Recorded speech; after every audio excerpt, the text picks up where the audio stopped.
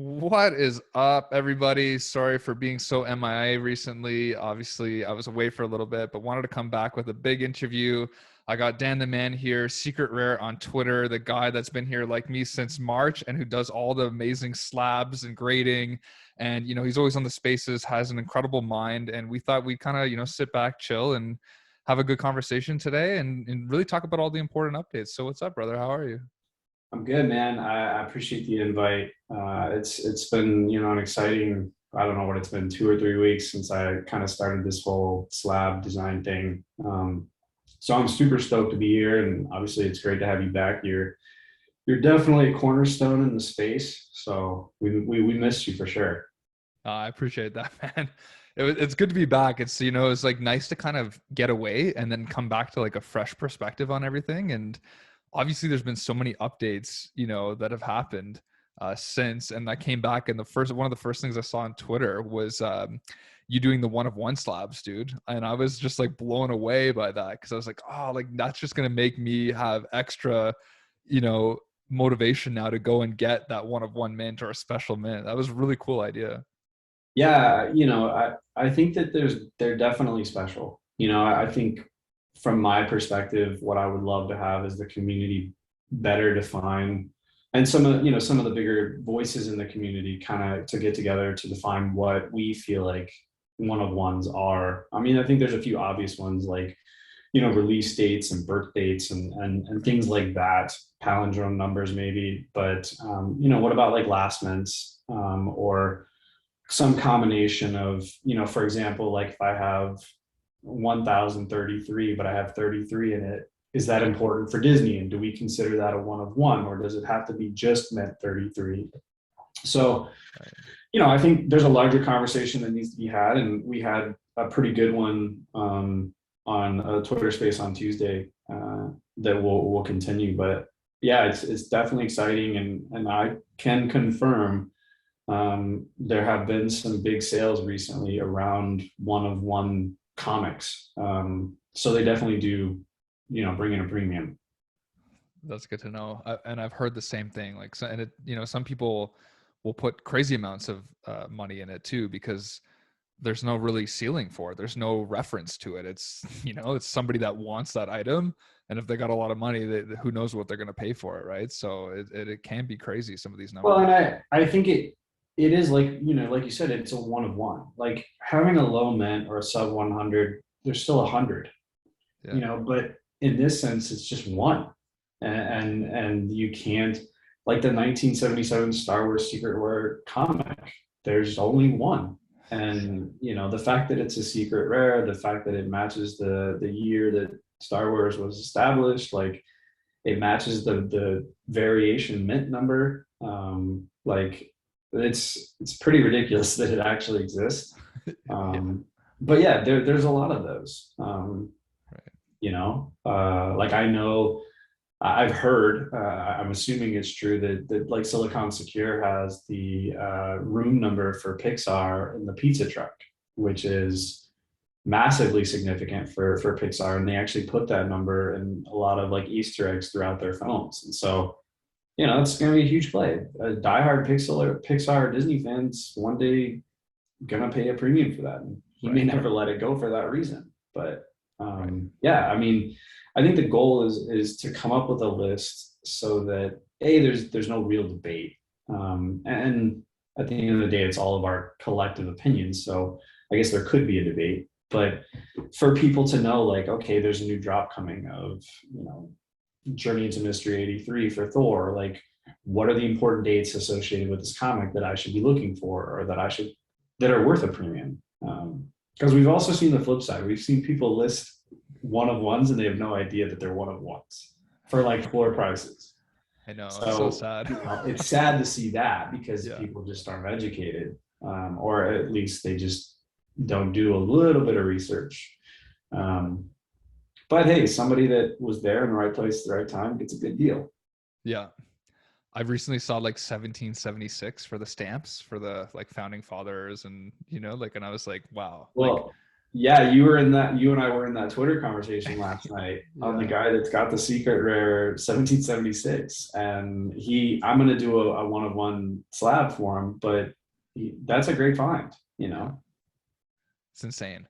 And so it's interesting that you kind of talk about this because like there's some things that are objective like yours, like everybody can agree that that year pertains to, you know, something significant, right? Like the inauguration of something or the birthday of something. But then we also find people that will like use, like you talked about earlier, like 33 within 1033 and be like, oh well, look, just because it has these numbers in it, it should still fetch a major premium. But I think that's where you're you know, that's where it becomes a lot more subjective. Like that's where there's only going to be Right. fewer people that will want that, which in my opinion, you know, you might get somebody that will pay a premium, but maybe not so much. It just maybe be like, you know, a bit of a difference. But it's hard to quantify this stuff. Like that can almost maybe impossible to do it. I don't know. Yeah, and it really is. And, you know, I hope that one day Vivi will add, you know, sales history and ownership history so that we can go back and see that like, oh, this thing actually did sell for 50 grand or 10 grand or whatever it may be. Because then it does start to quantify like, hey, this is what this value is. And it's really just not speculation or somebody listing something for $9.9 million in the marketplace and expecting for it to maybe one day sale. um, Right. you know, and there's a lot of guesses. Like, what should Todd be worth? What should Marvel Comic One be worth? Mhm. Nobody knows other than just what we're guessing it should be worth, and you know, it fluctuates. But I think that real data and all of that will help for sure down the road. Yeah. And so what like lit the fire for you to start this like slabbing process? And like, you know, like what was that like? You're like, oh man, I've got to do this. Like what started that? Honestly, I mean, I got to give a shout out to Sean from Comics and Crypto and Yes, what he sir. did with Cherry Charts.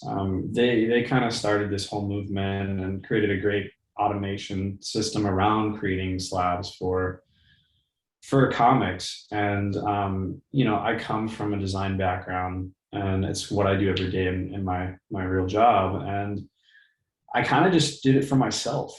I felt inspired and was like, you know what? I wonder if I can make these, you know, for myself and can display them in a cool way and almost make them look realistic. And so that's what I did. And I shared it with a buddy of mine, and he was like, dude, you should put this out there and like see what happens. And I was like, no. So I had like this dead Twitter account that I had never done anything with. And I started posting on it. And the response kind of took off, and it's been humbling for sure. Um, I've had my DMs just don't stop of people asking for them. And, you know, it's been, the demand has been tough. And so my hope is to figure out a way to, you know, maybe automate some of the stuff as well. But I also kind of look at them as more art pieces. So I want them to feel a bit more special. And I think there's an opportunity for both worlds to exist.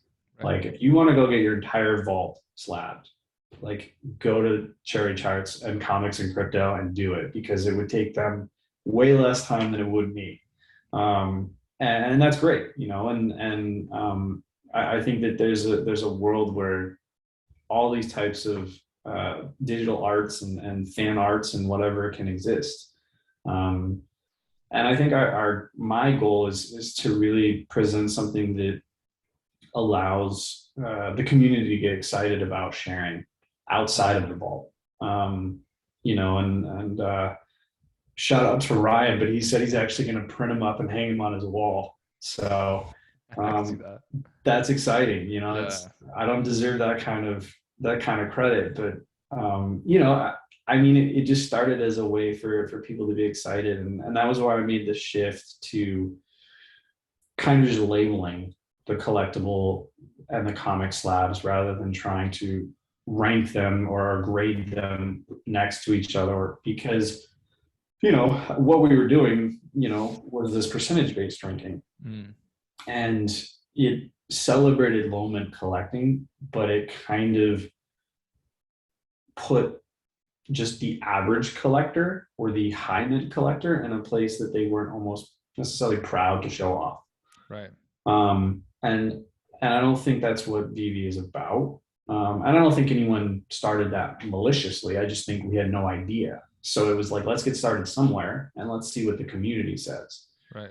And so from my perspective, over time, the more I did this, I was like, well, maybe, maybe there's a different way to do this, or a way that just focuses on celebrating what you have. I think the grading and the value association will come over time. And I've introduced some great ideas and some things that myself and that or the community have suggested. For example, like original ownership, verifying that you got this on Mint and you've So held sick. it, is worth denoting, So rather sick. than something that's been passed around by 20 people. Because I do think whenever we get to a point where we can say, okay, this is a specific grade or rank and therefore it should be valued at X, part of that equation will be, okay, are you the original owner of that Right. item? Right. And so I've started introducing those things. I've added badges to the labels that we will introduce that, if I can verify that, yeah, you got this off of Mint, then you deserve that, stamp of approval and celebration in a sense, because I think Vivi is all about rewarding holders, or hodlers. And that's what I want to embrace for sure. Because I personally didn't get in it to, make a bunch of money overnight and bounce. Right. Man, I love it. Like I agree with you. Like I think the intentions from everybody has always been really positive in terms of the grading system. And I think um, I think that was my biggest deterrent, just kind of going back to what you're saying earlier, is like I do have a lot of like high mint secret rares because I was like, oh, I don't want to pay a premium for a low mint. I just want to have that book. But then to get it slabbed, and especially me being like, kind of at least attempting to influence in the community, people are going to be like, oh well dude, like why are you trying to show off something that's like an 85% top mint or Right. 90% top mint? So it's like it wasn't even worth my time.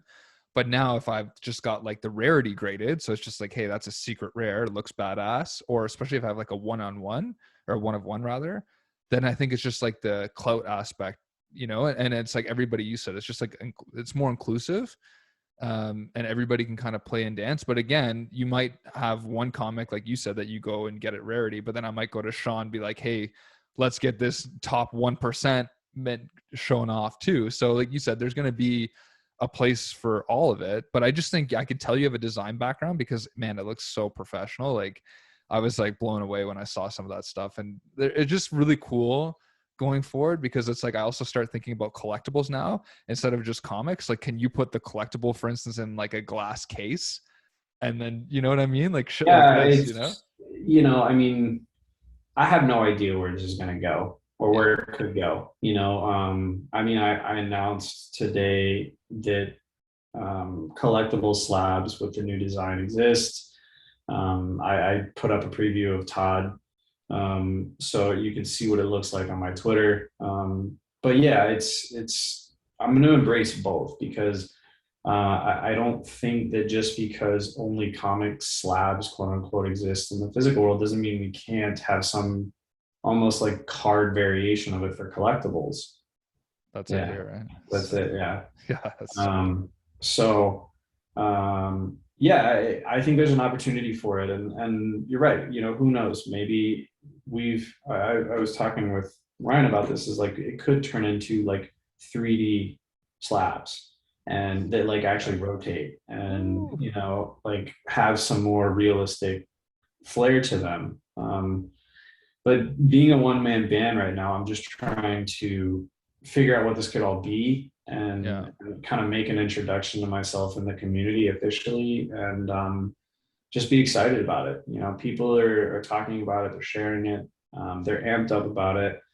I appreciate the patience for those that I haven't gotten to yet, but I will get to you, and especially when we roll out these new designs. We're going to do it in a bit more controlled and organized fashion. So it's not just like a opening the doors on Black Friday and everybody's just flying into my DMs. But yeah, it's exciting, and Yeah. I'm humbled by the response. It was totally unexpected. I never expected anything to happen from it, to be honest. No, that's so cool, man. And you're an OG like me. You've been around now for what 18 months Yeah. roughly? Yeah. Um, I was just, we were just talking about it, and I feel like the apps as I got in like right before the first comic drop. And I'm mad at myself for not getting in sooner because I knew about VV. Yeah. But I made some good moves on the comic front on day one, so I'm happy about those. And those are going to stay in my collection for a long time. So sick. Man, it's amazing like how many people like yourself that have been around for a long time just have like a very good understanding and analytical mind of why this stuff is so valuable. And we even talked about it earlier, like whether it be like a bear market or a bull market, there's still like first appearances to the blockchain of major characters, major IPs. CryptoPunks and Bored Apes, sure, they flew to the moon, but there was also a good chance they didn't. Is this stuff to me is just like that slow growing mountain that we're all climbing. Well, I mean, we're all kind of on this path together. The whole NFT idea, blockchain, crypto, it's all very new, especially NFTs. Mm-hmm. And nobody really knows what the potential of them can be. I mean, all this conversation about metaverse and augmented reality, and companies like Apple supposedly releasing glasses in the next year or so. So I think we're just honestly at the beginning of all of this. And creating a business takes time, especially one in a space that's never been done before. And I think because of the gold rush of Bored Ape Yachts, is everybody expected Spider-Man and Superman and everybody to go to $1 million. And it was on its way, Yeah. Yeah. but it also needed a correction because it was Yeah. getting to a point where it just wasn't validated or realistic. Right. And so I think what has happened for VV has been healthy, and they're all businesses have setbacks or hurdles that they don't foresee. And that's okay because VV has delivered on everything that they've said that they would, whether on time or slightly delayed. Like I said, that's part of growing a business. Right. Today, public beta for cash out is here, which is Huge. amazing. Shout out to the team. Yeah. And I'm proud to be a part of it in some capacity and part of this family. And like I was saying before, I got into a lot of these open sea projects, and you have no idea who the founders are. You don't really have any kind of communication with people in Discord. Everybody's there to just try and get rich. And with Vivi, it feels like excuse me. Yeah. It feels like a family. And so that's why I've invested more time and energy and hit significantly high levels in the Discord in terms of rank and taking time to get to know you and some of the other pillar members personally and been excited about this whole slabbing idea because it feels like nobody's going anywhere and we're all here for who knows how long. Right. And the amazing thing too is that it's like the slabbing business in NFTs has so much room to grow because I like the one thing that I see is like in the future we're showing off like right now we're showing off physical assets, but eventually we're going to be showing off digital assets in the physical world.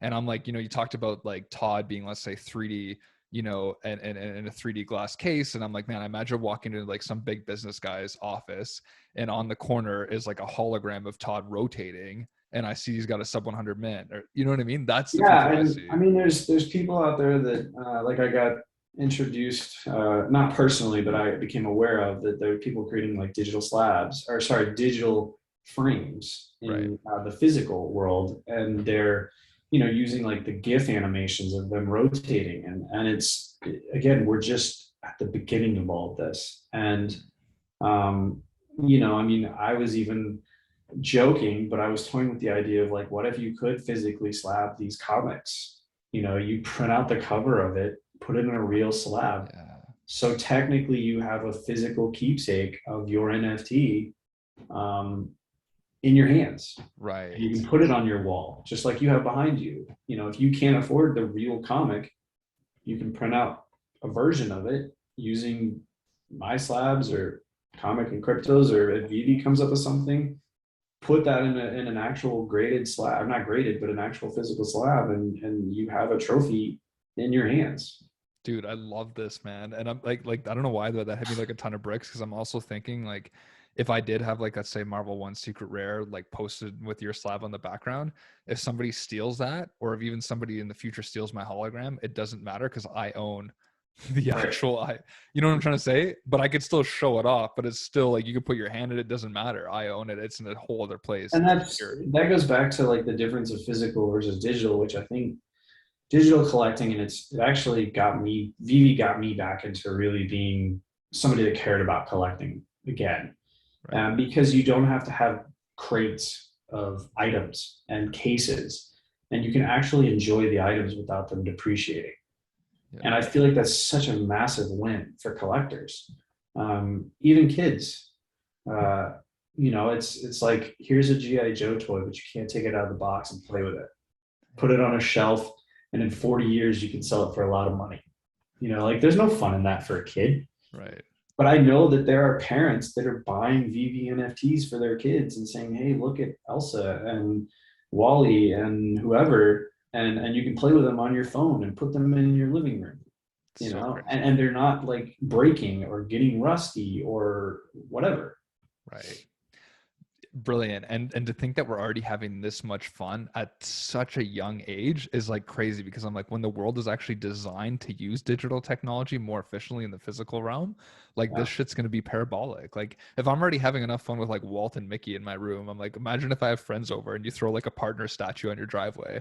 you know Well, and it's going to get to a point where you're not the only one that sees that augmented reality version of whatever it is you're showing in the living room. right. Everybody will be able to see it Right. and be able to interact with it and bring not only yours to the party, but theirs. And you can have Todd's and partners and Mickey's and whatever in a living room, and there's 15 collectibles all playing with each other, and you and your friends are in that same space. And I mean, I love the movie Ready Player One because I think it paints an amazing picture of what a metaverse could be, minus the whole like at real world destroyed. But Yeah, the let's hope actual not. metaverse side of it is Yeah. magical and super exciting for somebody like myself who loves gaming, who Right. loves Marvel and DC, and was a collectible fan as a kid. Baseball cards, GI Joes, Ninja Turtles, the works. And I think that that's super exciting for me. And I know that there's a ton of companies. I mean, even China announced that they're putting $1.5 billion in Web3 metaverse technology to try and build their economy back up. So everybody's going to be involved. And there's so many smart minds in this world that I can't even begin to predict what it's going to look like. Yeah. But it is a great point. I mean, the stars are lining up, so much so. And I think like you said, right now, maybe with crypto or whatever, we hit a bit of a bounce back.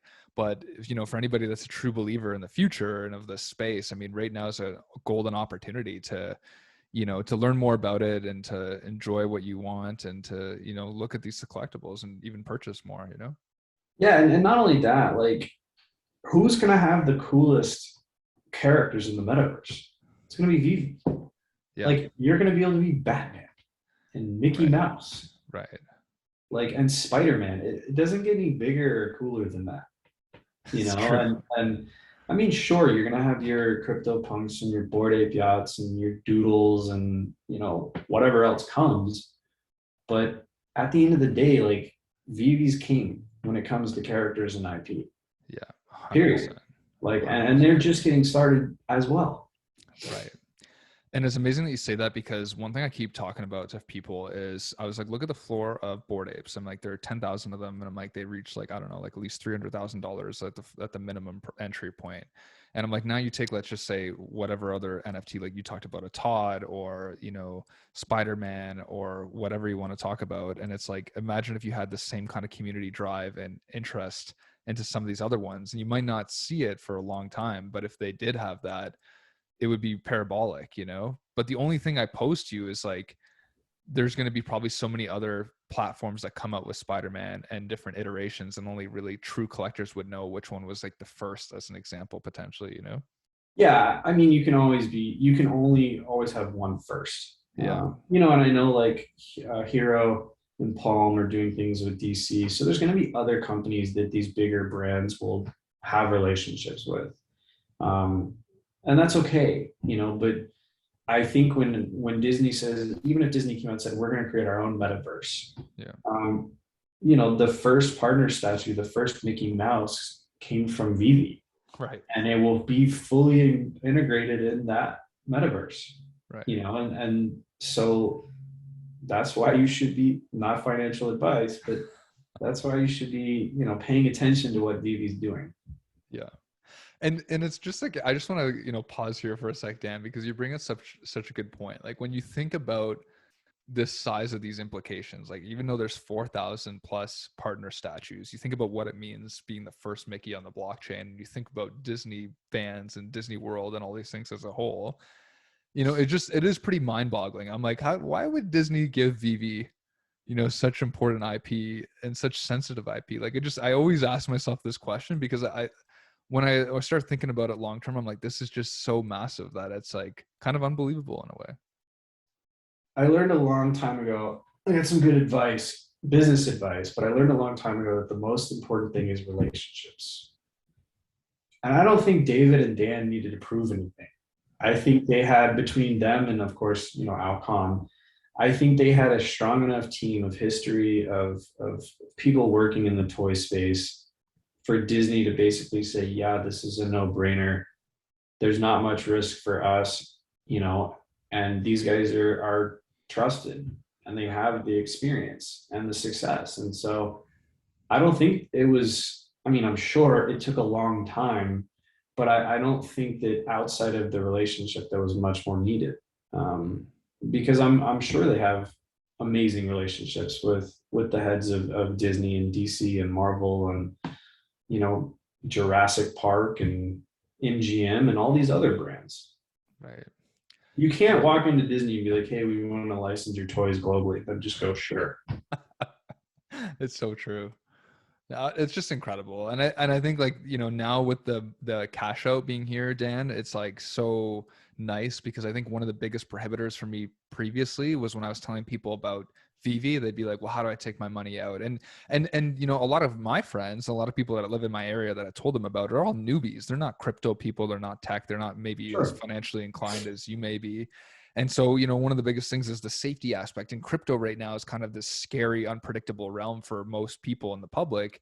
And so now with this whole thing happening, I think it's like you said it earlier, like that rainstorm can, in my opinion at least, shouldn't be on Vivi as much as it was previously. Yeah. I think it was just kind of the perfect storm of everything that's going on around us as well. But, Yeah. I think one thing that Vivi did was really smart is they made understanding buying on Vivi, and what they use the word collectible instead of NFT, which I think was also very smart, because it was a term that people were familiar with and they could Right. grasp, where I would say 80% of the population still has no idea what an NFT is, or how it works. And so I think that was the smartest thing that they did, was for somebody to just jump in with a credit card and buy Superman. That's it. And more importantly, they made gems equal $1. So you didn't have this growing like up and down scale of Bitcoin. What is it this hour versus last hour? And so my value of my tot is fluctuating every minute. And so I think all of that was very smart. And I know that they're going to get into crypto and all of that, and it'll be massive, because there's people that are just sitting on bags of like Ethereum, and they will just jump heavily into Vivi.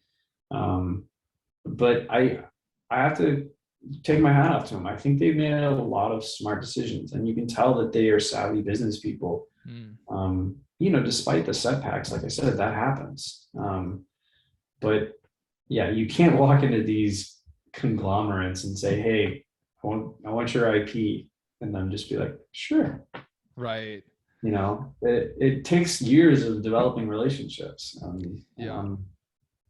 It's funny because from our perspective, things were so slow. Well, not from maybe you and I, but from the community, things were so slow, but it was like actually insane the speed that they operated at.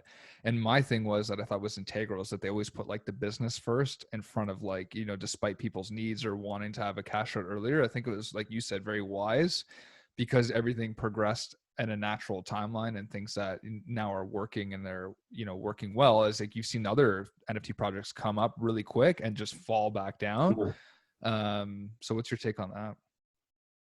I mean, you know, you bring up cash out, Yeah. and I mean, one of the things that I loved about what they did was there was other companies, and maybe perhaps you could call them competitors, that tried to roll out cash out first, because I think that they knew that it was taking a bit of time for Vivi to do it.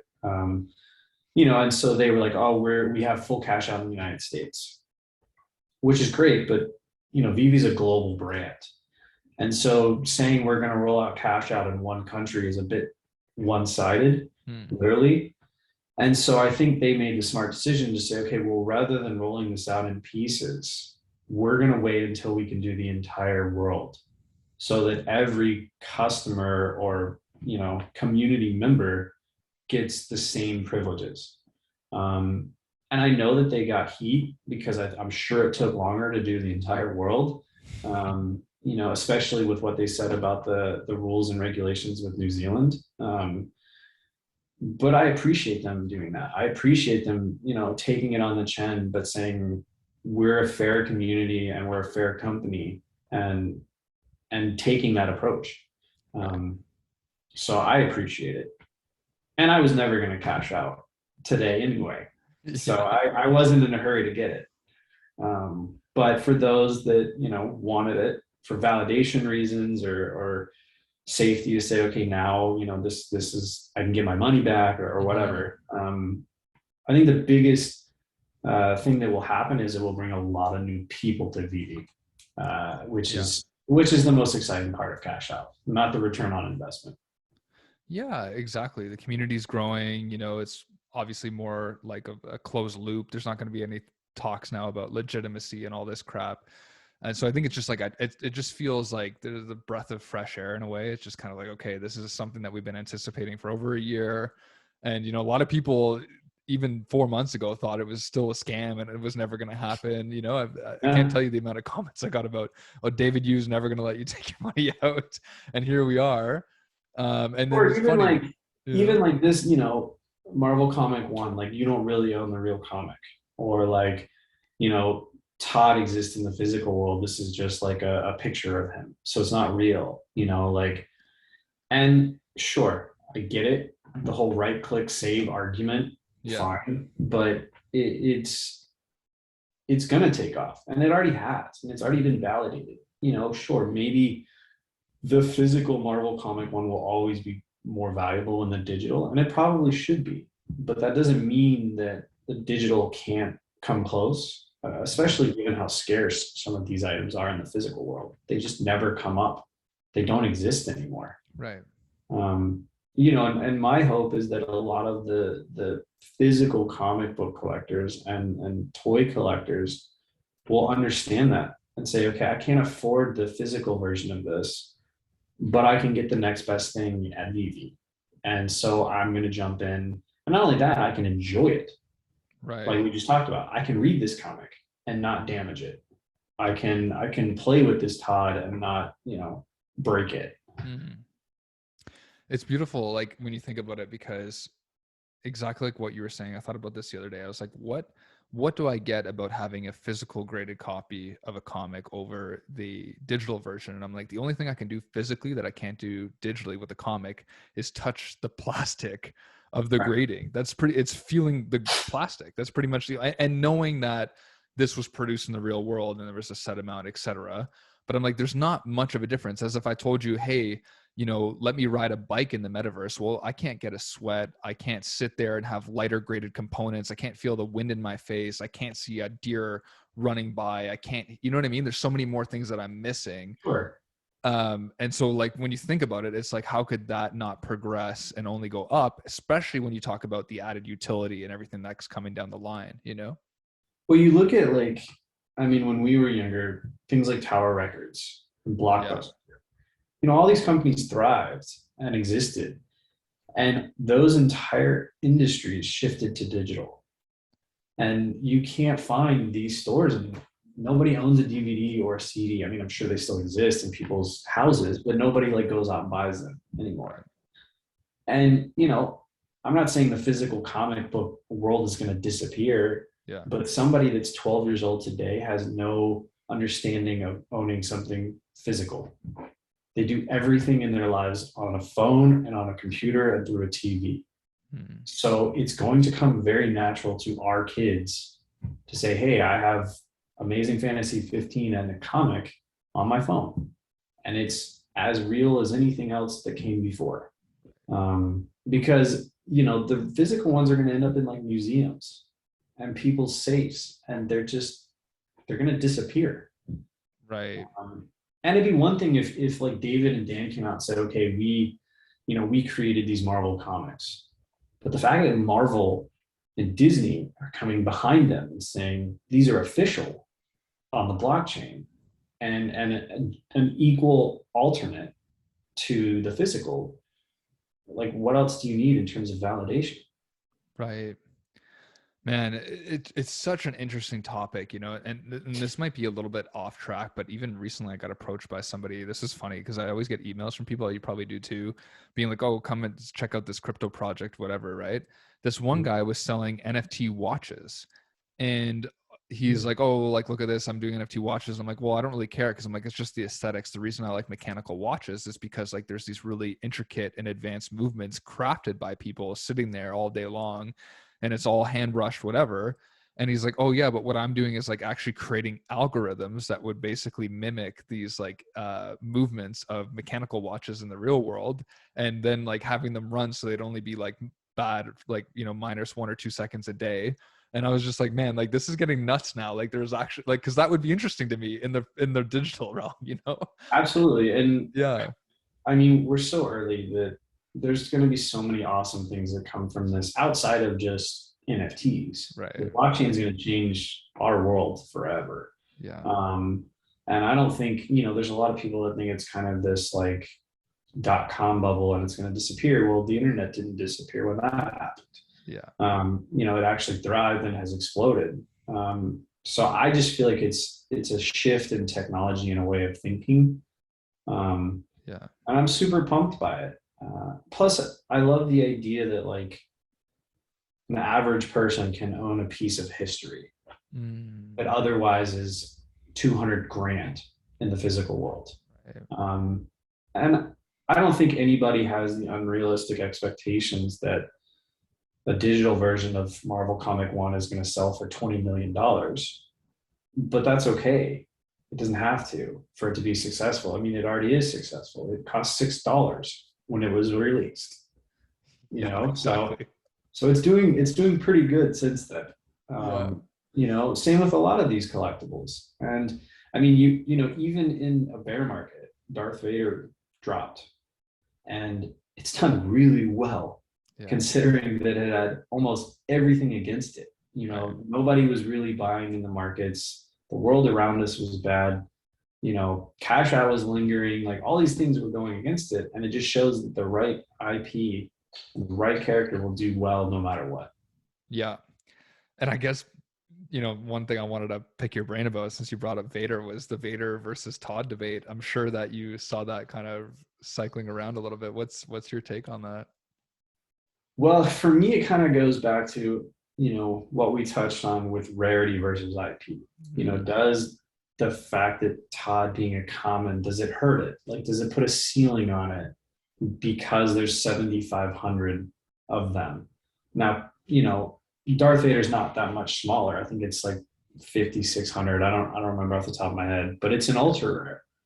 Does that label mean more to other people, or does the rarity not matter? And the mid size and the character, holds the most weight.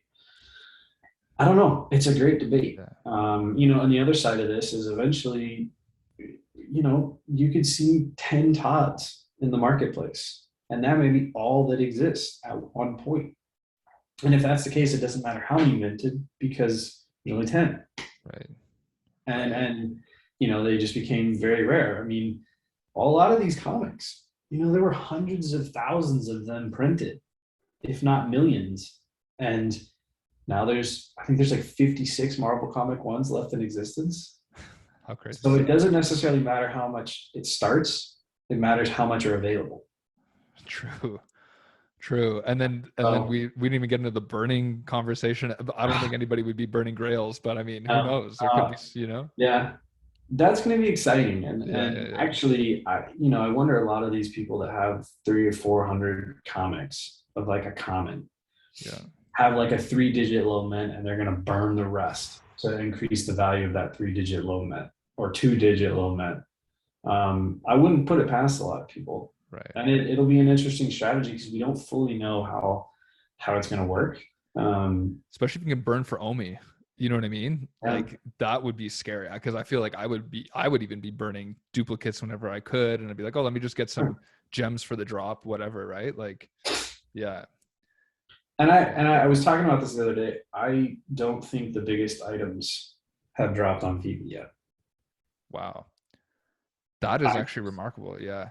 I mean, there's rumors about Pokemon. There's Right. massive comics that haven't come. Right. You're right. You know, things like the Batmobile, and there's a lot of things that haven't dropped on Vivi that, in my opinion, would Yeah. be bigger than a lot of the Grail pieces that are already on Vivi. You're right, bro. And even like today, like or like the posters from Disneyland, right? And I'm just like, Yeah. man, that's something I wouldn't even have thought of. That still is significant. Like Comics and Crypto put out that post being like, if you get the 1955, like it's a big. And I'm like, man, like all this, like you said, all this stuff. What if Givenchy comes out with a one of one, fashion design piece? Like you said, there's so many things, and Well, that's the then, exciting part, right? yeah, and then you add an extra layer of this stuff of like autographs, right? Yeah, Like if you can get Todd McFarlane to autograph your Todd on VB, and it's now a verified autograph, that just shot that value up significantly. right. And we know that I think VB has plans for those because with those Disney cards that they came out with that had the signatures on the back, like Mm. to me, that's just them testing. That's just them testing in the market. I've had this theory forever that the blind box is just a way to test digital card packs. Mm. It's just True. for them to collect data for a Right. larger play with something like Pokemon. Right. And the Pokemon thing is huge. I mean, I think the whole world I think would stop and bow when that happened because there's no way Logan Paul and all Oh, these guys yeah. wouldn't go crazy, Vivi, I mean, and I don't, if they do have the license, and Yeah. my speculation is that they would have never started Vivi without it or knowing that they could Interesting. have gotten it. Just given the chess pieces that they have with Alcon, Right. with Jeremy and the relationship that they have with him, and David having the license for it, and not what is it, New Zealand or Australia? Yeah. Like, there's just a lot of pieces in play, and I feel like it wouldn't have made sense for them to start Vivi knowing that they couldn't get to that point. But that's just my opinion. I mean, we'll see. But yeah, if they do drop it, there's not a person on the planet that wouldn't know about Vivi. And I don't hate them for waiting. Like, Right. get all of the pieces in play, get all of the features out, get the apps out, get out of all these betas, and then just swing for the fences. Mm. Yeah. So they're smart for doing it. I mean, the other speculation is I have the fact that they're requiring everyone to do cash out by July 31st. I believe that means that Amazing Fantasy 15 is coming in August. Whoa. I love it. I love Only because that. so there's three catalysts, right? In Yeah. August. So you have August 1st, which is Spider-Man Day. Yeah. You have August 15th, which is the release of Amazing Fantasy 15. So it's the 60th anniversary of that book. And then August 17th is the first comic released on Vivi. They had a 1-year anniversary. Right. Right. So I don't know when, who knows? If they do it Who in knows? August, Those are some pretty good catalysts. I agree. but Yeah. there's three big monumental Spider-Man or comic moments Yeah. for not only the character, but also for Vivi in August. Like I said, the 60th anniversary of the book is probably the biggest. We know that Marvel at Comic-Con is doing a bunch around the 60th anniversary. And I feel like that July 31st deadline, there's a reason behind that, because they don't want anybody to not be able to go for it. Because if you haven't gone through KYC, you can't go for drops. Right. I see what you're saying. So it's like give them a little extra time. Right. Yeah. Because imagine if they released it tomorrow and 30% of the community didn't have KYC. That would Yeah. suck. So true. You know? So honestly, it's just a speculative play. I like it. But I don't know. To be honest, I'm wrong on these quite often. Like Hey, well, this time let's say you're right. I totally thought Journey into Mystery 83 was coming with the launch of the Thor movie, and it hasn't. Which was disappointing, but you know, I get it. There's a greater plan for all this stuff, and I'm sure at one point it will get released. But yeah, if that book drops, it's game over. Huge. Yeah. I don't think there's a comic book person in the world that doesn't want that. So you're right. And like you said it earlier, you can't get the real thing. So what's the next best stop? And for $6 for a $6 entry, you'd be an idiot not to just take your chances. Let's try. Yeah. You know what I mean? Yeah, it's even the common of that book is going to be well worth more than $6. Yeah. Yeah, exactly. You know, or $7. But yeah, I fully believe, you know, there's a lot of people, including friends and family, that are in this, that are like, oh, you got in early, so you got the benefit. And sure, there are some people that have had massive wins because they were first, you know, and they got Todd for $300 or Marvel Comic One for under $1,000 or whatever it may be. But again, there's items that are going to be bigger than probably both of those items that are going to come in the future.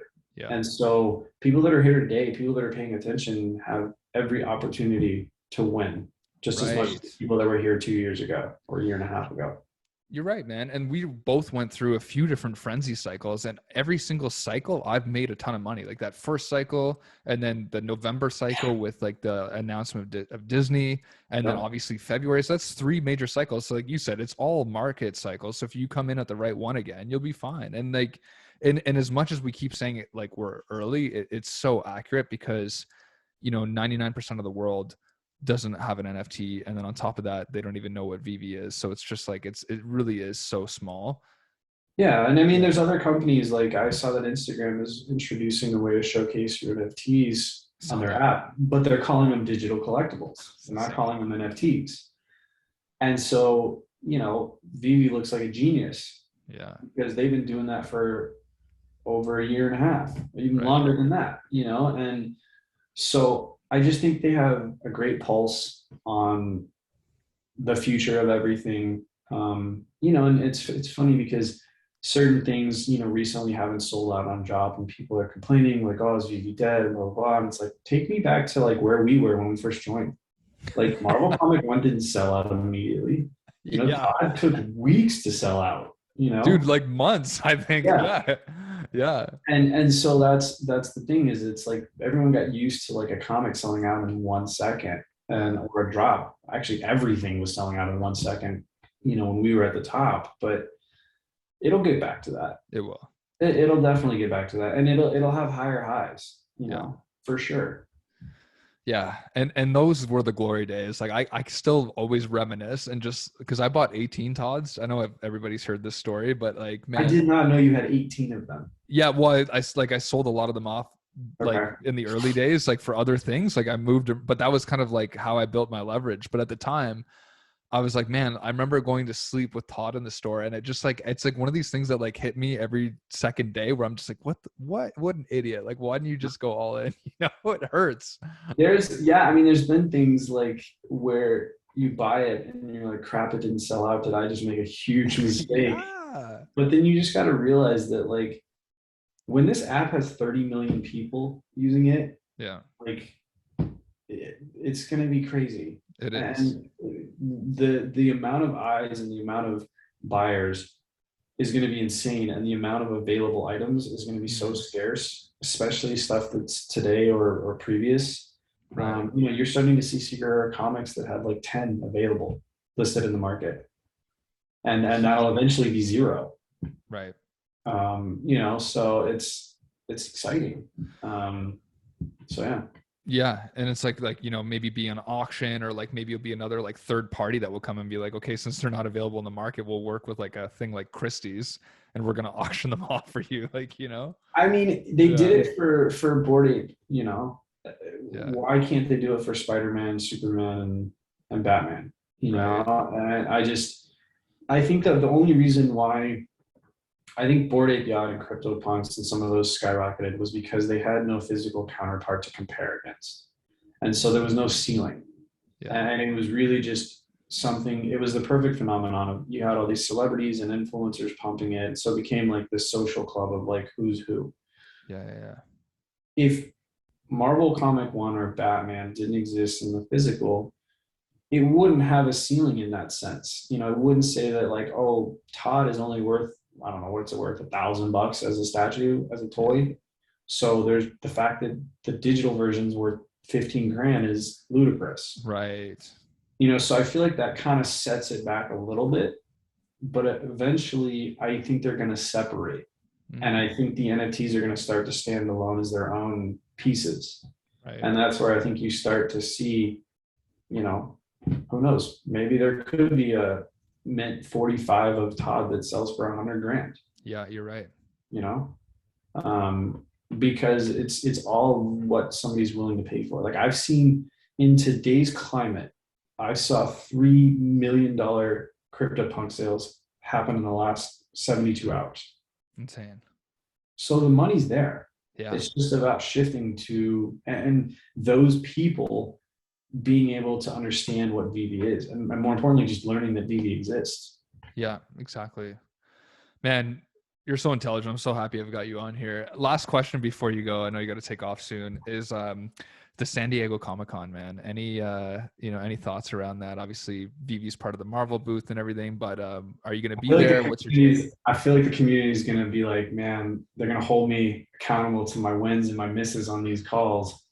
But no, I'll play along. So I actually put a post out yesterday that Marvel has said the first trailer for Black Panther they're going to premiere at Comic-Con. Oh, wow. So I put out a post of like, is this when we see the first appearance of Black Panther in a comic? And that maybe could happen. I think that, and I saw My Collectibles, Aaron put out a good post about his predictions about this stuff. And I think we see more of Thor.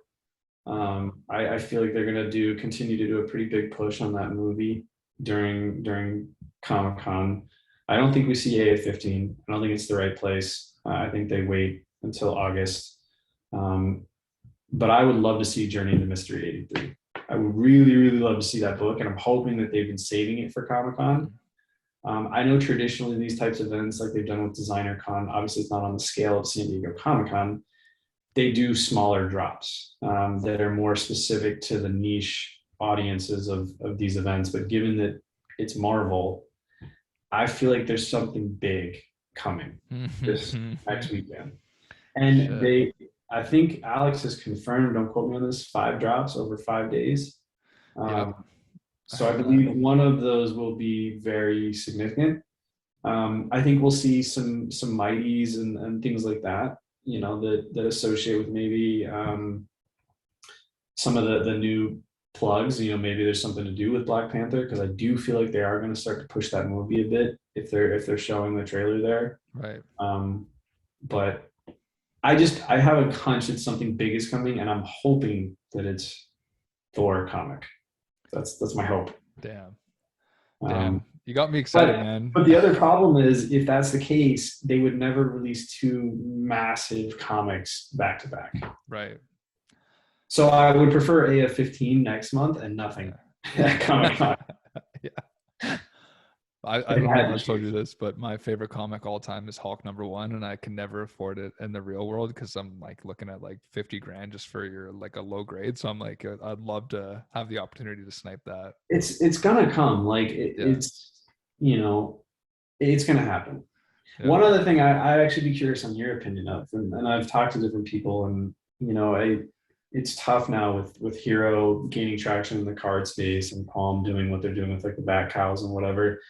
But do you think we ever see DC Comics on VV, like the actual comics? Yeah, I mean, it's a good question.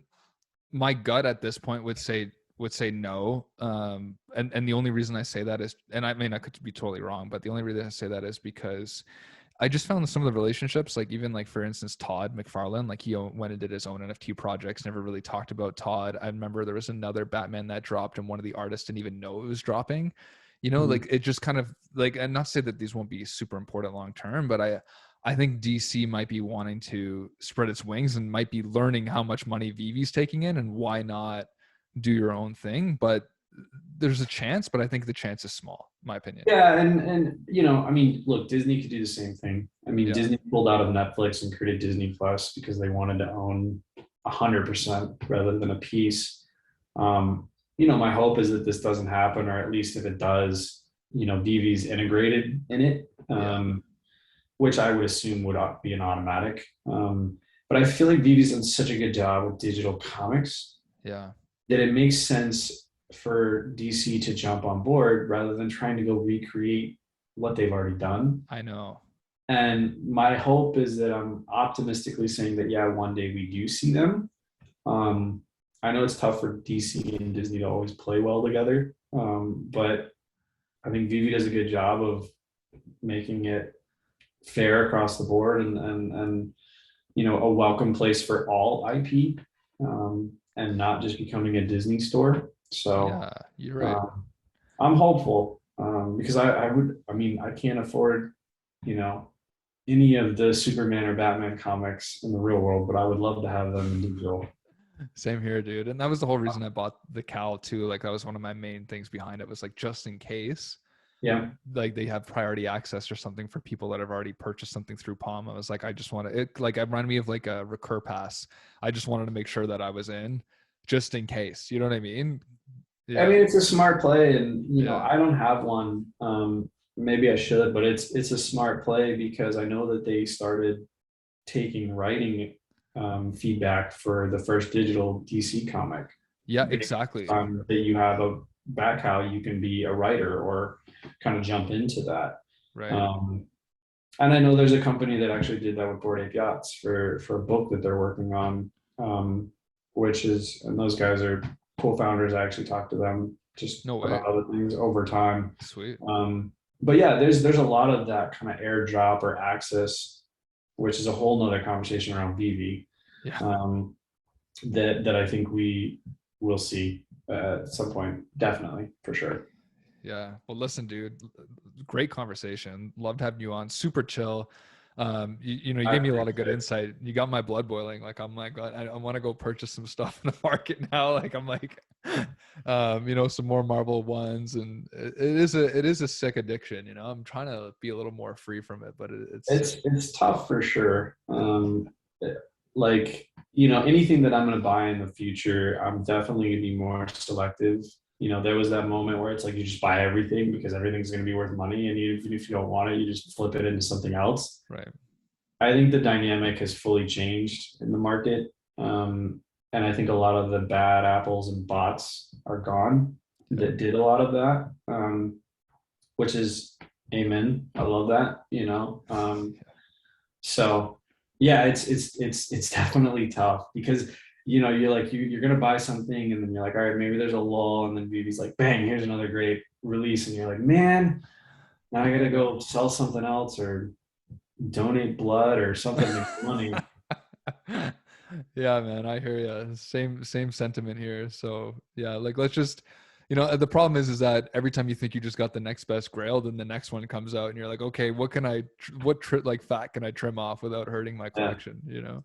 yeah, and it's or the other thing is like, you know, a lot of people are scared to take losses. You know, if you get into something and it doesn't do what you think it should That's a have, good point. not financial advice, but take a loss on it to use those gems to get into something that could be better long term. Like, not everything you buy is going to be a home run, but Yeah, that's okay. I think a lot of people are like, oh my gosh, I'm underwater on this. I have to wait. You know, now every situation is different, but you know, if you can sell, for example, two losses, hmm, but you have enough gems to now buy Todd at $2,000, Todd could be worth a lot more than that. Plus, you make back your loss over time. you're right. Um, You know, it's impossible to predict what a lot of these things are going to do, and we're all guessing at this point.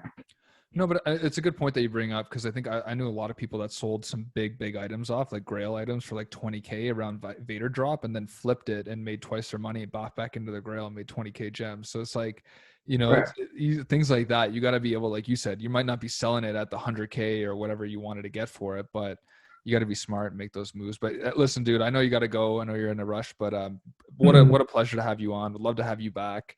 It was a great Anytime, man. convo, man. Let's keep the conversation going, and Yeah. you know, I appreciate your support around the slabs and sharing that with your community. It's been exciting, and you know, I'm excited about this new version. I've been taking a lot of feedback from the users and the people on Twitter, and that's why I kind of wanted to release almost like previews of them, just to kind of get everyone's vibe Right. and adjust. And I've already made some tweaks and on some things for the final versions based on just great ideas and feedback from the community. So I'm excited about them getting out into the market and people getting their hands on them. You know, hopefully in the next couple of weeks, if not sooner. Yeah.